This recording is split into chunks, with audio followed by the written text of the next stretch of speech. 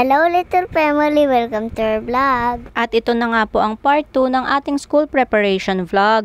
After namin kumain, dumaan muna kami dito sa department store para tumingin ng mga shoes para kay Lia. Actually, bala ko talagang umorder sa mga Shopee and Lazada, kaya lang baka mamaya mali yung size na mapili ko, kaya tumingin muna ako dito kung ano yung size niya talaga. Ito nga yung magiging basis ko para sure yung mabili kong size niya. Mahirap kasi minsan pag online, pagdating sa'yo malaki, minsan naman maliit. Nagustuhan ko nga itong isang shoes na to kasi saktong-sakto siya kay Lia, tsaka simple lang talaga. Gusto ko din na hindi siya madulas, tapos parang medyo makapal yung sa ibabaw niya, para kapag napakan si Lia, syempre pag naghaharutan sa mga classmate niya, hindi siya agad masasaktan. Maganda na nga rin talaga tong style na to at nagustuhan ko na rin talaga. Pero titingnan ko muna, baka kasya pa naman yung luma niyang mga shoes, dalawa pa naman yun, sayang naman. Tapos si Lia ayaw din niya, gusto niya talaga yung Karomi shoes na nakita niya sa Lazada. After nga niyan, dumiretso naman kami sa Miniso kasi napangakuan namin si Lia bibilhan ng Hello Kitty. Meron kasi siyang isang Hello Kitty, tapos sabi niya sad daw yun kasi mag-isa lang siya, kaya kailangan daw ng kapartner.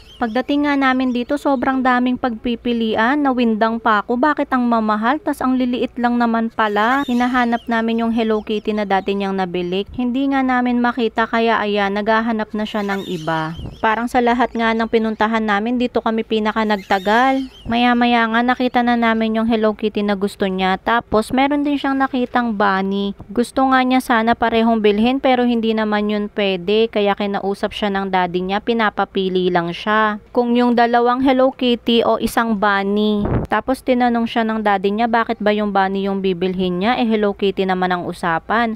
Ang sagot niya sa amin, Lonely po kasi si Bunny, wala pong bumabili sa kanya. kaya na-touch naman ng daddy sa kanya. Kaya ang ending, si Bunny na yung binili. So ayan, napagbigyan na yung bata, kitang-kita nyo naman ang saya-saya niya, tsaka maganda naman talaga yung reason niya, kaya okay na rin na yun yung binili sa kanya. After nga no, nag-window shopping lang naman kami. Pumunta kami sa mga toy store, pero ang nakakatuwa kasi dito kay Lia, basta nabilhan mo na siya ng isa, hindi na talaga siya magpapabili. Titingnan-tingnan lang niya yung mga toys, tapos pipili lang siya, hindi siya yung umiiyak or nagwawala tulad ng ibang bata. Yan naman yung very good talaga sa kanya. Minsan nga kahit wala ka pang bilhin, okay lang sa kanya eh. Tapos after namin doon mag-window shopping, pumunta na kami ng National Bookstore. Ito naman talaga yung agenda namin. Dito namin pinili yung mga requirements ni Lia sa school. Grabe, mamahal na rin pala talaga ng bilihin ngayon. Pero ang saya lang kasi ang lakas maka-throwback ng mga panahon na kami pa yung namimili. Maalala mo yun, yung ikaw pa yung mismo pipili mga notebooks mo, yung mga designs, mga ganyan.